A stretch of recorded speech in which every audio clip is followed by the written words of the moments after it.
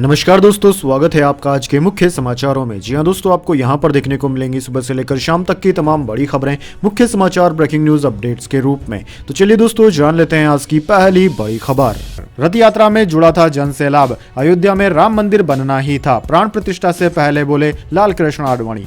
जी हां दोस्तों, अयोध्या में 22 जनवरी को होने वाले राम मंदिर प्राण प्रतिष्ठा कार्यक्रम को लेकर बीजेपी के वरिष्ठ नेता और पूर्व गृह मंत्री लाल कृष्ण आडवाणी का अहम बयान सामने आया है। उन्होंने इसे भव्य स्वप्न की मूर्ति करार दिया है और कहा है कि वह अयोध्या पहुंचकर रामलला की प्राण प्रतिष्ठा देखने के लिए आतुर हैं। उन्होंने इस पल को लाने, भव्य मंदिर बनवाने और संकल्प पूरा करने के लिए प्रधानमंत्री नरेंद्र मोदी को भी बधाई दी। दरअसल दोस्तों, हिंदी साहित्य पत्रिका राष्ट्रधर्म ने राम मंदिर उद्घाटन को लेकर लाल कृष्ण आडवाणी से खास बातचीत की। इसमें उन्होंने रथ यात्रा तक का जिक्र किया। आडवाणी से बातचीत का यह लेख श्री राम मंदिर एक दिव्य स्वप्न की मूर्ति नाम से 15 जनवरी को पत्रिका में प्रकाशित होगा। इसके बाद दोस्तों, अगली बड़ी खबर।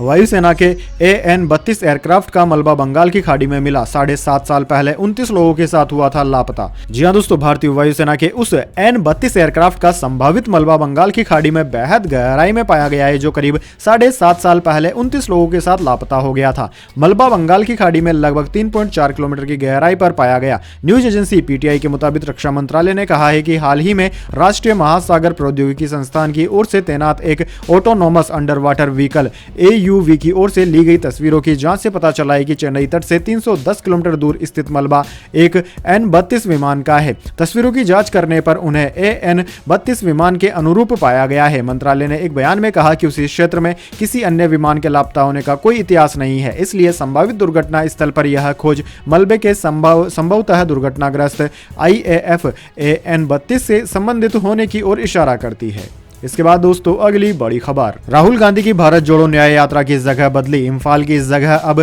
थोबुल से होगी शुरू, मणिपुर सरकार की शर्तों की वजह से बदलाव।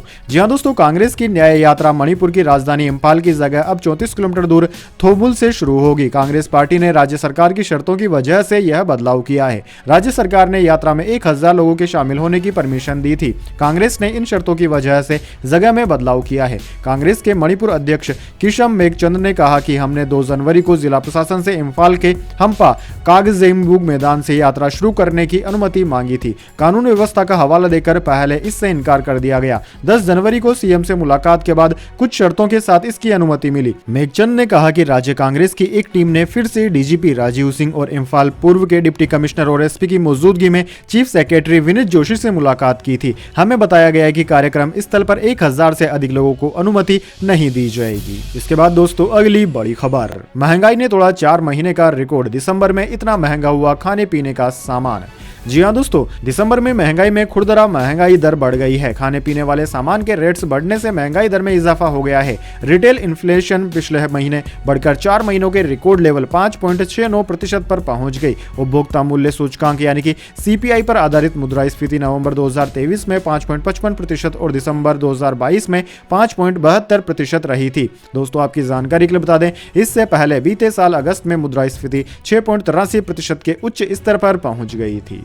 इसके बाद दोस्तों, अगली बड़ी खबर। प्रधानमंत्री ने देश के सबसे लंबे सी ब्रिज का उद्घाटन किया। 21.8 किलोमीटर लंबा ब्रिज मुंबई नवी मुंबई को जोड़ेगा। 2 घंटे का सफर 20 मिनट में पूरा होगा। जी हां दोस्तों, प्रधानमंत्री नरेंद्र मोदी ने शुक्रवार को देश के सबसे लंबे सी ब्रिज अटल सेतु का उद्घाटन किया। यह ब्रिज मुंबई से नवी मुंबई को जोड़ेगा। इससे 2 घंटे की दूरी का सफर 20 मिनट में पूरा हो जाएगा। दिसंबर 2016 में मोदी ने इस पुल की आधारशिला रखी थी। दोस्तों, पुल की कुल लागत 17,843 करोड़ रुपए है। 21.8 किलोमीटर लंबे 6 लेन वाले ब्रिज को Mumbai trans harbour sea link MTHL भी कहा जाता है। पुल का 16.5 किलोमीटर का हिस्सा समुद्र पर है, जबकि 5.5 किलोमीटर का हिस्सा जमीन पर है। इस पुल की क्षमता रोजाना 17,000 वाहनों की है। फिलहाल ब्रिज से रोज करीब 50,000 वाहनों के गुजरने का अनुमान है। इसके बाद दोस्तों, अगली बड़ी खबर। जम्मू कश्मीर के पुंछ में आतंकवादियों का सेना की गाड़ी पर हमला, 3 सप्ताह में दूसरी बार सुरक्षा बलों को बनाया निशाना। जी हां दोस्तों, जम्मू कश्मीर के पुंछ सेक्टर में शुक्रवार को भारतीय सेना के वाहन पर आतंकवादियों द्वारा हमला किए जाने की घटना सामने आई है। शुक्रवार शाम पुंछ जिले के खैनेतर क्षेत्र में आतंकवादियों ने सेना के वाहन पर घात लगाकर हमला किया, जिसके बाद जवानों को जवाबी फायरिंग करनी पड़ी। अभी तक किसी के घायल होने या मौत की कोई रिपोर्ट सामने नहीं आई है। फिलहाल दोस्तों, गोलीबारी जारी है। इलाके को खाली कराकर सेना सर्च ऑपरेशन कर रही है। अभी यह स्पष्ट नहीं है कि दूसरी तरफ से कितने आतंकी छुपे हुए हैं। इसके बाद दोस्तों, अगली बड़ी खबर। हिमाचल कांग्रेस सरकार में कलह, विक्रमादित्य समेत 3 मंत्रियों ने कैबिनेट मीटिंग का बॉयकॉट किया, सीएम ने इनसे विभाग वापस लिए थे। जी हां दोस्तों, हिमाचल में कांग्रेस की सरकार में पोर्टफोलियो में बदलाव के बाद कलह शुरू हो गई है। विभाग वापस लेने के बाद 3 मंत्री शुक्रवार को कैबिनेट की मीटिंग में नहीं पहुंचे, जिनमें पीडब्ल्यूडी मंत्री विक्रमादित्य सिंह, इंडस्ट्री मिनिस्टर हर्षवर्धन चौहान और शिक्षा मंत्री रोहित ठाकुर शामिल है। मुख्यमंत्री सुक्खू ने इनसे बीते दिनों एक एक विभाग वापस लेकर 2 नए मंत्रियों को दिए थे। सीएम ने हर्षवर्धन से आयुष, रोहित से तकनीकी शिक्षा और विक्रमादित्य से खेल विभाग वापस लिया था, जिसके बाद राजेश को तकनीकी शिक्षा और यादवेंद्र गोमा को आयुष व खेल विभाग दिया गया था। दोस्तों, विक्रमादित्य सिंह के पास अब एक ही विभाग पीडब्ल्यूडी बचा है। चर्चा यह है कि विक्रमादित्य सिंह भी काफी नाराज है। इसके बाद दोस्तों अगली बड़ी खबर, बंगाल में कांग्रेस को 3 सीटें देने को तैयार टीएमसी, लेकिन दूसरे राज्य के लिए लगा दी शर्त। जी हां दोस्तों, विपक्षी गठबंधन इंडिया में शामिल मुख्यमंत्री ममता बनर्जी की तृणमूल कांग्रेस यानी कि टीएमसी और कांग्रेस में पश्चिम बंगाल की सीट शेयरिंग को लेकर तकरार सामने आ गई है। न्यूज एजेंसी पीटीआई ने सूत्रों के हवाले से गुरुवार को ही बताया था कि टीएमसी कांग्रेस की राष्ट्रीय गठबंधन समिति के साथ बंगाल के सीट बंटवारे को लेकर बैठक नहीं करेगी। ऐसा इसलिए क्योंकि पार्टी ने रुख साफ करते हुए कांग्रेस को राज्य की 42 लोकसभा सीटों में से सिर्फ 2 सीटें देने की पेशकश की थी। टीएमसी की 2 सीटें देने की पेशकश को कांग्रेस ने ठुकराते हुए कहा था कि यह बहुत कम है, ऐसे में इसे स्वीकार करना काफी मुश्किल है। इसी बीच सूत्रों ने बताया कि टीएमसी बंगाल की 42 लोकसभा सीटों में से अब कांग्रेस को 3 सीटें देने के लिए तैयार है। इसके लिए कांग्रेस को टीएमसी को असम में 2 सीटें और 1 सीट मेघालय में देनी होंगी। इसके बाद दोस्तों अगली बड़ी खबर, सिद्धू मूसेवाला का जलवा, 500 करोड़ की हो गई सेल, दिल्ली से लेकर मुंबई, अचानक इस चीज की बढ़ गई डिमांड। दरअसल दोस्तों, पतंगबाजी करने वाले लोगों को मकर संक्रांति की बेसब्री से इंतजार रहता है। आने वाले इस दिन को आसमान में मजेदार फाइट्स देखने को मिलती है। इस त्योहार पर बॉलीवुड थीम वाली पतंगों का मार्केट में बहुत डिमांड रहता है। आपको जानकर यह हैरानी होगी दोस्तों की मुंबई में एक पतंग गली है, यहाँ पर आपको हीरो हीरोइन से लेकर 500 करोड़ क्लब की थीम वाले सभी पतंगे भी मिल जाएगी। कार्टून आकृतियों के साथ साथ जानवरों और पक्षियों की तस्वीरें वाली पतंगे भी बाजार में एक आकर्षण का बिंदु रहती है। वहीं दोस्तों, इस साल बॉक्स ऑफिस पर हिंदी फिल्मों का बोलबाला रहा, इस वजह से बॉलीवुड सितारों की तस्वीर वाली पतंगों की भी डिमांड है। वहीं दोस्तों, पिछले 2 वर्षों में दिवंगत भारतीय गायक सिद्धू मूसेवाला की भी लोकप्रियता बढ़ी है। दोस्तों, सिद्धू मूसेवाला की पतंगे लाखों में बिकती है और सबसे ज्यादा डिमांड भी सिद्धू मूसेवाला के फेस वाली पतंग की ही है। इसके बाद दोस्तों अगली बड़ी खबर, मुकेश अंबानी फिर बने भारत के सबसे अमीर कारोबारी, 8.46 लाख करोड़ नेटवर्थ के साथ अडानी को पीछे छोड़ा, लेकिन दुनिया में 12वें नंबर पर आए।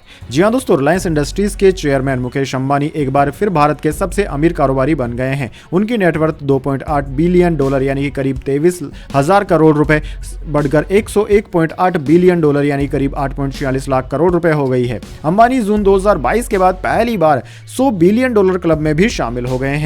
वहीं दोस्तों, अंबानी के पास रिलायंस इंडस्ट्रीज की 42% हिस्सेदारी है। एक सप्ताह पहले अडानी ग्रुप के चेयरमैन गौतम अडानी नेटवर्थ के मामले में अंबानी को पीछे छोड़कर सबसे अमीर कारोबारी बने थे।